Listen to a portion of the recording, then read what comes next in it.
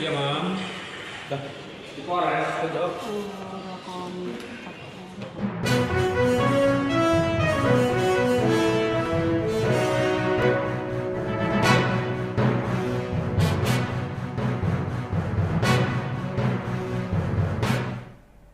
Halo Tribuners, jumpa lagi bersama saya Mutiara dalam tayangan Breaking News di Tribun Lampung. Kami akan sajikan informasi teraktual dan terpercaya untuk Anda. Dan inilah tayangan Breaking News Tribun Lampung selengkapnya. Polisi Gadungan Bribda Rival diringkus Polresta Bandar Lampung. Unit 5 PPA Pelayanan Perempuan dan Anak Satreskrim Polresta Bandar Lampung mengamankan polisi Gadungan dengan nama Bribda Rival. Polisi Gadungan itu bernama asli Fadlur Rahman Naufal, berusia 25 tahun, merupakan warga Jalan Ikan Kembung, Kelurahan Pesawahan, Kecamatan Teluk Betung Selatan, Kota Bandar Lampung. Kasat Reskrim Polresta Bandar Lampung Kompol Muhammad Hendrik Aprilianto mengatakan, pelaku melancarkan aksinya sejak sebulan lalu untuk mengelabui korbannya, yakni FY, wanita Bandung, Jawa Barat. Berdasarkan laporan dari korban FY dengan nomor polisi LP-B-1522-10-2024 tertanggal 23 Oktober 2024. Polisi dari laporan tersebut mengamankan pelaku saat berada di belakang kantor Gubernur Lampung pada Kamis 24 Oktober 2024 pukul 2 dini hari. Polisi Gadungan yang ditangkap Polresta Bandar Lampung berinisial FN melancarkan aksi tindak asusila terhadap FY, wanita asal Bandung, Jawa Barat. Kasat Reskrim Polresta Bandar Lampung Kompol Muhammad Hendrik Aprilianto mengatakan pelaku berkenalan dengan korban melalui aplikasi Tinder. Pelaku dan korban setelah ketemu pun langsung menginap di guest house daerah Kecamatan Teluk Betung Selatan. Keduanya pun menginap dan mengobrol segala macamnya. Korban pun mengaku ada kerjaan di Lampung pada bidang pendidikan bimbingan belajar alias bimbel. Setelah keduanya pun berbincang dan pelaku mengaku sebagai anggota polisi, pelaku pun menggunakan foto pada aplikasi Tinder. Pelaku menggunakan foto polisi berpangkat Bribda dan memberikan obat untuk mengenakan di badan. Lalu yang bersangkutan tidak sadarkan diri dan pelaku pun melancarkan aksi tindak asusila tersebut pada saat korban tak sadarkan diri. Jadi dipesan-pesan itu harusnya.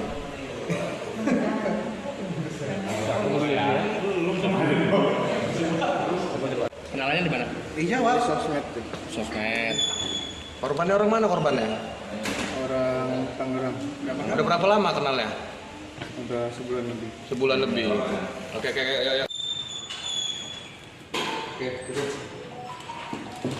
Kayak gitu. Kayak Sudah jadi. Para kapan dulu? Para kapan dulu? Pak Bribda, pendidikannya di mana Pak Bribda? Jadi dipesan-pesan itu harusnya. Ya, Tribuners, terkait dengan kasus polisi Gadungan yang berhasil ditangkap oleh pihak kepolisian di Lampung, kita akan mendengarkan keterangan yang disampaikan Kasat Reskrim Polresta Bandar Lampung Kompol Muhammad Hendrik Aprilianto. 25 Oktober tahun 2024, Polresta Bandar Lampung Satreskrim telah melakukan pengungkapan kasus, yaitu kasus pencurian dengan pemberatan 363 dan yang kedua pasal 286 yaitu pemerkosaan pada saat orangnya tidak sadar, dalam keadaan tidak sadar. Untuk modus operandi, untuk kronologi kejadian bahwasanya yang bersangkutan korban itu kenal dengan tersangka melalui aplikasi, salah satu aplikasi yaitu aplikasi Tinder.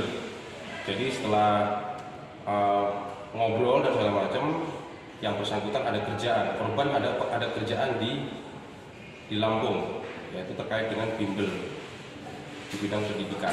Setelah itu yang bersangkutan korban ini mengetahui yang tersangka ini adalah anggota polisian daerah Lampung, karena di Tinder itu dia memakai foto polisi berpangkat Bribda. Setelah sampai di Lampung, oleh yang bersangkutan dijemput di stasiun Karang, stasiun Karang, lalu diajak ke Gusnes Permata. Di Gusnes Permata, sampainya di Permata, ngobrol dan segala macam, lalu tersangka memberikan obat yang mengaku obat itu katanya mengenakin katanya, untuk mengenakkan badan. Lalu yang bersangkutan tidak sadarkan diri, lalu dilakukan pemerkosaan pada saat yang bersangkutan korban tidak sadarkan diri. Dan setelah tidak sadarkan diri, HP korban dan uang sebanyak 8 juta dari Shopee diambil dan dicuri. Lalu untuk uangnya sudah habis, dibagi dua, satu oleh tersangka, satunya lagi ada yang kita masih lakukan DPO. Untuk uang digunakan untuk kegiatan sehari-hari dan top up di saldo judi online, jadi sudah habis.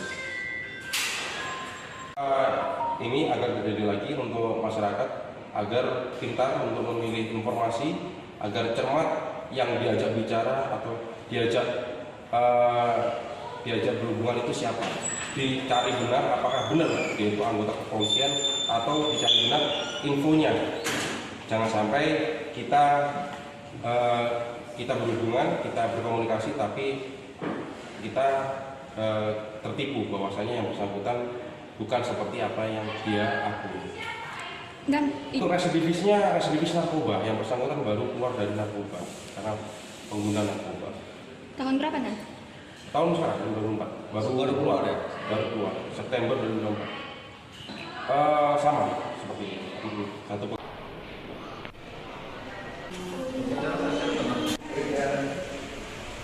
Sekarang kita sudah jadi. Para kapan dulu? Karena kapan dulu? Ini Pak Bribda pendidikannya gimana Pak Bribda?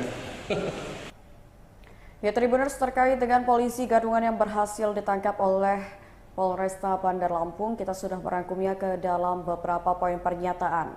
Di mana poin pertama, Unit 5 PPA Pelayanan Perempuan dan Anak Satreskrim Polresta Bandar Lampung mengamankan polisi gadungan dengan nama Bribda Rival.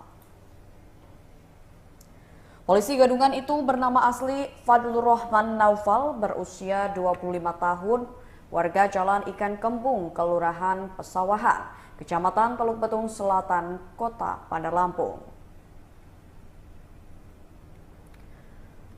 Pelaku berhasil diamankan saat berada di belakang kantor Gubernur Lampung pada Kamis 24 Oktober 2024 pukul 2 dini hari. Diketahui bahwa pelaku melancarkan aksinya sejak sebulan lalu untuk mengelabui korbannya, yakni FY, seorang wanita asal Bandung, Jawa Barat. Pelaku berkenalan dengan korban melalui aplikasi Tinder. Usai bertemu, pelaku dan korban pun langsung menginap di guest house yang berlokasi di Kecamatan Teluk Betung Selatan.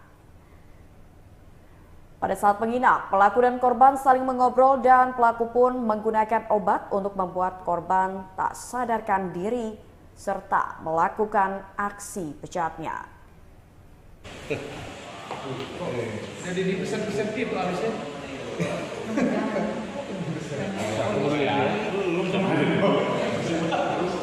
Kenalannya di mana?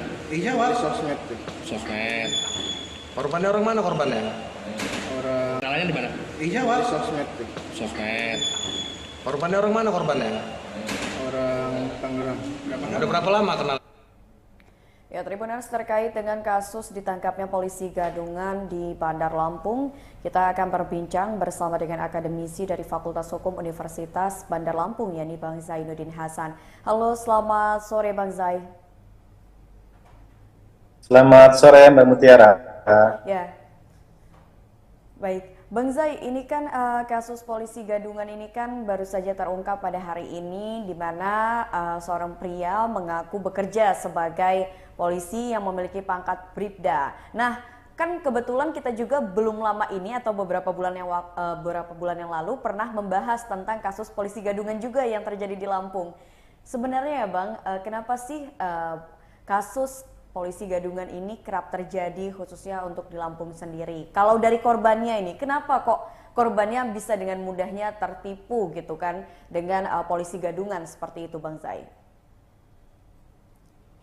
Ya, Mbak Mutiara, jadi memang zaman media sosial ya, saat ini sering terjadi ya, nggak cuma, mungkin setiap tahun ada, dan korbannya pun kadang-kadang bukan hanya orang biasa ya, bahkan polisi, poluan juga ada yang jadi korban, ada mahasiswa, ada pekerja ya, ya lagi-lagi modusnya adalah mengaku berkenalan sebagai anggota polisi, polisi gadungan, dan tentu saja ini kan korban-korban ini kan rata-rata mengenalnya nggak mengenal langsung ya, tapi melalui media sosial atau aplikasi ya, yang mana kan kalau media sosial ini orang melihat dari tampilan kan, penampilan, kemudian mudahlah tergiur dan terpedaya dengan adanya tampilan gambar yang belum tentu itu menunjukkan sosok dari orang itu sendiri. Nah, ini jadi pelajaran bagi masyarakat kita semua, karena polisi gadungan ini nggak cuma terjadi saat ini aja, sudah berkali-kali ya. Saya menangani beberapa perkara dengan modus mengaku sebagai polisi. Ada yang ditipu, ada yang diperas, ada yang sampai ke arah ke tindak pidana kekerasan seksual ya, macam-macam ya. Dengan modus yang sama, mengaku sebagai anggota polisi. Oke, Bang Zai, tapi sebenarnya kira-kira kalau dari sudut pandang pelaku ini, kenapa sih modus menjadi seorang polisi ini menjadi seperti modus yang sering digunakan? Apakah memang karena banyak persepsi, terutama perempuan-perempuan di luar sana yang menganggap bahwasannya ketika bisa berkenalan atau memiliki teman dekat yang merupakan anggota kepolisian atau berseragam kepolisian gitu tuh punya kesan tersendiri, Bang? Kalau dilihat ya, karena alasannya. masyarakat kita sampai dengan saat ini masih sangat ini dengan tampilan ya, penampilan dengan seragam, dengan pangkat, dengan mudahnya orang itu terperdaya dan terpercaya. Sampai dengan hari ini itu masih banyak orang-orang yang menganggap ya jadi identitas tertentu itu membentuk sebuah namanya strata ya, dengan dia menunjukkan pekerjaan dia sebagai anggota polisi, dari sisi hukum mungkin dianggap aman, cukup gitu ya, kemudian dari sisi penampilan mungkin terlihat keren dengan seragam dan dengan pangkatnya, sehingga memancing terutama para korbannya adalah wanita, itu gampang terperdaya. Nah, ini yang sering sekali digunakan oleh modus para oknum laki-laki yang menyamar menjadi seorang polisi. Karena itu yang sampai saat ini masih sepertinya gampang ya, saat ini masih bisa dipercaya oleh banyak korban-korbannya, sehingga modus-modus itu terus terjadi. Nah, Bang Zai, ini kan untuk kasus kali ini memang korbannya ini kan mengaku bahwasannya dia ini diberi obat oleh tersangka, lalu akhirnya tidak sadarkan diri dan tersangka ini melakukan tindak asusila kepada korban. Nah, Bang Zai, dalam kasus kali ini sebenarnya melihat dari tersangka yang sudah berpura-pura menjadi anggota polisi, terus juga ini sampai menggunakan obat untuk membuat korban tidak sadarkan diri dan melakukan tindak asusila. Pasal apa saja sebenarnya, Bang Zai, yang bisa dikenakan kepada tersangka dalam kasus ini? Yang pertama tentu saja di Undang-Undang KUHP ya, kita Undang-Undang Hukum Pidana umumnya adalah pasal penipuan ya, 378, dengan ancaman bisa sampai dengan 4 tahun penjara. Karena dia menggunakan palsu ya, identitas palsu, kemudian melakukan tindak pidana penipuan, sehingga korban terpedaya. Kemudian yang kedua terkait dengan ancaman, ada Undang-Undang Nomor 12 Tahun 2022 tentang tindak pidana kekerasan seksual, di mana di dalam pasal 6-nya, di mana ada kondisi ya membuat korban itu tidak berdaya ya. Jadi kekerasan seksual itu dilakukan dalam kondisi korban itu tidak berdaya, itu bisa dengan ancamannya itu bisa 12 tahun, bahkan ada ancaman tambahan 1/3 karena dalam kondisi membuat korbannya tidak berdaya dengan melakukan tipu muslihat atau memberikan obat tadi.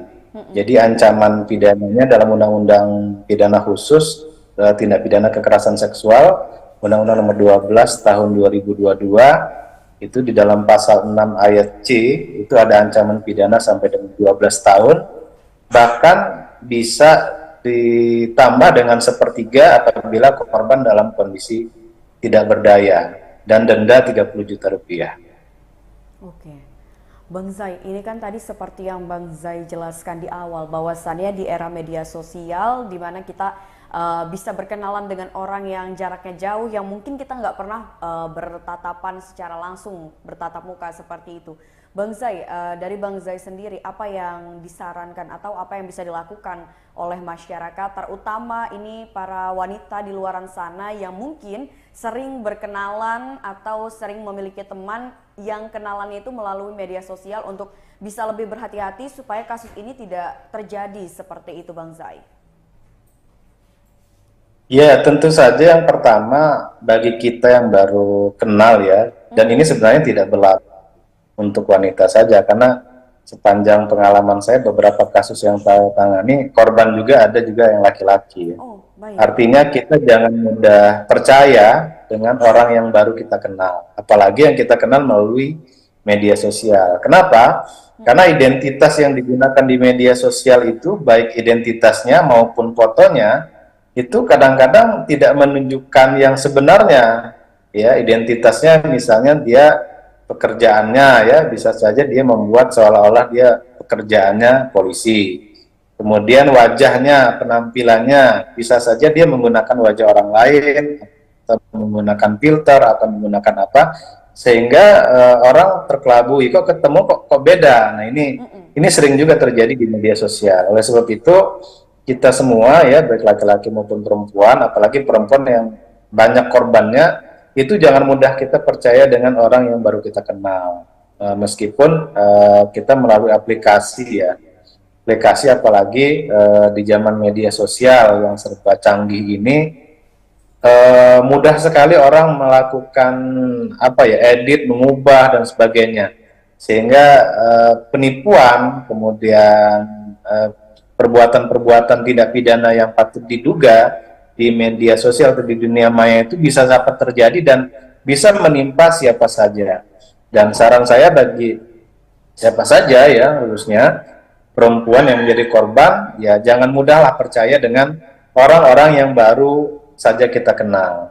Orang yang sudah kita kenal dekat aja, misalnya teman sekelas atau teman sekantor, kita nggak boleh sembarang percaya, misalnya langsung kenalan, langsung bertemu di mana, di hotel atau di rumah makan mana, itu tidak serta-merta kita harus langsung meladeni gitu, apalagi yang baru saja kita kenal melalui platform media sosial atau melalui aplikasi. Itu ya, yang bisa menjadi pelajaran kita semua, bahwasanya dunia maya ini justru kadang-kadang bisa lebih berbahaya dibandingkan dengan dunia nyata yang saat ini kita hadapi, Mbak Mutiara.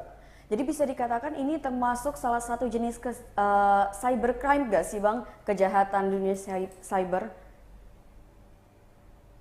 Ya, kalau kita lihat perbuatan, kalau dari perbuatan kan dia pertama penipuan ya, tidak pidana umum ya 237. Kemudian perbuatannya melakukan ruda paksa, tindak pidana kekerasan seksual. Kalau dia menggunakan identitas palsu, menggunakan di media sosial, ya bisa saja dia melakukan itu alatnya sebenarnya.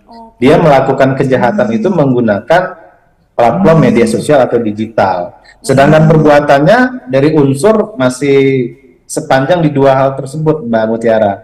Pertama adalah penipuan, tidak pidana 378. Yang kedua adalah tindak pidana kekerasan seksual ya, Undang-Undang Nomor 12 2022. Adapun cara dia melakukan itu menggunakan media digital. Dan itu belum masuk ke ranah apa ya? Kalau di Undang-Undang ITE itu kan menyebarluaskan ya. Itu tidak ke arah sana. Tapi kedua hal tersebutlah terkait dengan tindak pidana penipuan untuk pidana umumnya dan pidana khususnya tindak pidana kekerasan seksual, khususnya dalam kondisi korban dalam keadaan tidak berdaya. Itu di Undang-Undang 12 2022 tentang tindak pidana kekerasan seksual. Jadi memang untuk kasus ini sendiri, ini pencegahannya dari kita bersama ini ya Bang, dalam hal penggunaan media sosial ketika baru berkenalan ini supaya tidak langsung percaya dengan identitas yang ada di media sosial, seperti itu ya Bang. Jadi memang solusi utamanya adalah di diri kita masing-masing, seperti itu Bang Zai. Ya, saya banyak menangani kasus ya Mbak ya. Yang pertama ada perkenalan di Facebook, ya kemudian lanjut di chat ya. Yang laki mengaku anggota Polri, yang perempuannya terperdaya, ternyata polisinya orang ini ternyata dia napi di lembaga pemasyarakatan.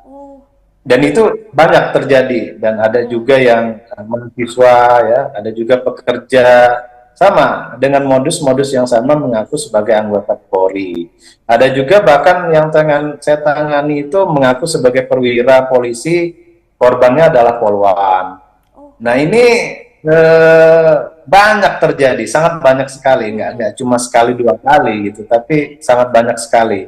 Sehingga ini saya mengedukasi ya, buat mahasiswa-mahasiswa saya, buat klien-klien saya, buat kita semua ya, para pemirsa, para pendengar, siapapun kita ya, anak-anak kita, saudara kita, kemudian istri kita, suami kita, kemudian saudara-saudara kita sampaikan, kita berikan edukasi ya, literasi bahwasanya jangan mudah percaya dengan orang yang baru kita kenal, apalagi di media sosial. Apapun bentuknya. Kita yang sudah sehari-hari bertemu sekalipun, kita harus tetap waspada dan hati-hati, apalagi orang yang baru kita kenal melalui media sosial. Nah, itu lebih berhati-hati lagi, Mbak Mutiara. Oke, jadi bisa dijelas dari kasus tadi kita bisa belajar ternyata memang banyak faktor penyebab kenapa masih saja ada korban dari kasus polisi gadungan seperti ini. Ya salah satunya mungkin karena masih kurangnya edukasi ataupun literasi tentang itu tadi ya Bang, gimana caranya supaya kita ini bisa lebih bijak ketika berkenalan dengan orang lain di media sosial ataupun sebagainya. Dan yang kedua mungkin itu tadi terkait dengan pandangan masyarakat umum kita yang masih memandang salah satu profesi ataupun penampilan itu memiliki istilahnya apa ya, penilaian tersendirilah seperti itu ya Bang Zai, terutama yang berseragam polisi, TNI gitu. Strata yang stratanya dianggap apa ya, dalam stratifikasi sosial itu menengah lah ya. Kalau kita nggak bisa disebut sebagai strata atas, menengah. Sehingga ya kalau melihat berseragam, berpangkat, kemudian ini langsung orang terkagum, berdecak dan sebagainya. Padahal kalau kita mengenal setiap orang di media sosial itu, ya kita perlu edukasi terus ya, bahwasanya kadang-kadang apa yang tampil di media itu belum tentu yang sebenarnya di dalam dunia nyata. Karena kan banyak media sosial itu kan tempat orang flexing ya, pamer ya. Dalam arti bukan hanya untuk mengeksploitasi ya, dalam arti marketing ya, bagaimana bersosialisasi, tapi juga bagaimana mengobrol ini ya, mengobrol hal-hal yang bersifat apa itu kekayaan, dan kadang-kadang belum tentu yang diobrol itu yang sebenarnya. Jadi banyak, yang penting kan view-nya banyak, yang penting penontonnya banyak. Nah, ada orang bagi-bagi duit, ternyata itu cuma skenario. Nah, ini yang harus diajarkan kepada masyarakat kita, bahwasanya tidak semua yang berada di media sosial itu adalah benar. Kalau kita nonton film kan sudah jelas ya, drama atau sinetron, orang tahu itu adalah rekayasa ya. Nah, tapi sekarang kalau konten, apa itu TikTok atau Facebook, nah orang menganggap itu seolah-olah itu benar, padahal itu konten. Nah, ini harus diedukasi kepada masyarakat bahwasanya bedakan ya, bahwasanya kita hidup di dunia maya ini kadang-kadang orang itu membuat sebuah konten yang belum tentu benar dan tidak sepenuhnya benar. Ya, dilihat dia bawa mobil, bawa ini ya, seolah-olah itu adalah milik dia padahal itu milik orang lain misalnya. Nah itu yang mungkin ya perlu diberikan pencerahan kepada masyarakat. Bahwasanya apa yang kita lihat di media sosial itu belum tentulah sebenarnya. Itu hanya kadang-kadang sebuah konten-konten yang hiburan lah ya. Kita saya semua media sosial punya, ya X, ya Twitter, ya TikTok, ya apa namanya Facebook, ya YouTube, semuanya punya, tapi gunakan secara bijak, ya, gunakan secara bijak dan berikanlah pencerahan-pencerahan kepada orang-orang terkait dengan media-media tersebut. Nah, terutama anak-anak ya, anak-anak remaja yang labil, kadang-kadang baru kenalan, percaya, diajak ketemu, kemudian ngopi, ngobrol, bahkan ternyata ada rencana jahat di balik itu. Kadang-kadang di media sosial itu kan, di Instagram ya, kadang-kadang gambarnya aja itu perempuan ya, atau gambarnya aja laki-laki ganteng, sebenarnya bukan gitu. Jadi di medsos itu gambarnya perempuan, tapi sebenarnya adminnya laki-laki. Ya, orang jual-jual obat itu kan banyak seperti itu ya. Nah itu yang harus kita hati-hati dan menjadi perhatian, dan perlu literasi digital ya. Ini penting juga literasi digital bagi masyarakat, bagi anak-anak remaja, Gen Z, semuanya terkait dengan hal ini, karena banyak juga perilaku-perilaku yang akan mengancam sehingga semuanya mengarah kepada tindak pidana. Itu yang harus kita hati-hati, Mbak Tiara. Oke, dan harapannya ini semoga kedepannya masyarakat ini bisa teredukasi terkait dengan permasalahan ini supaya tidak terjadi lagi dan tidak ada korban lagi tentunya seperti kasus ini. Bang Zai, mungkin itu saja perbincangan kita pada sore hari ini. Terima kasih banyak Bang Zai atas informasinya dan juga waktunya. Terima kasih Mbak Tiara. Salam sehat. Assalamualaikum. Sampai jumpa di lain waktu. Waalaikumsalam warahmatullahi wabarakatuh. Ya, Tribuners, tadi kita sudah berbincang bersama dengan akademisi Fakultas Hukum Universitas Bandar Lampung, yakni Bang Saiduddin Hasan, mengenai kasus ditangkapnya atau diungkapnya polisi gadungan asal Lampung yang ini melakukan tindak asusila kepada seorang wanita asal Bandung, Jawa Barat. Baik Tribuners, mungkin itu saja tayangan Breaking News bersama dengan saya Mutiara. Nantikan tayangan terupdate lainnya hanya di YouTube Tribun Lampung News Video. Saya Mutiara pamit undur diri dan sampai jumpa.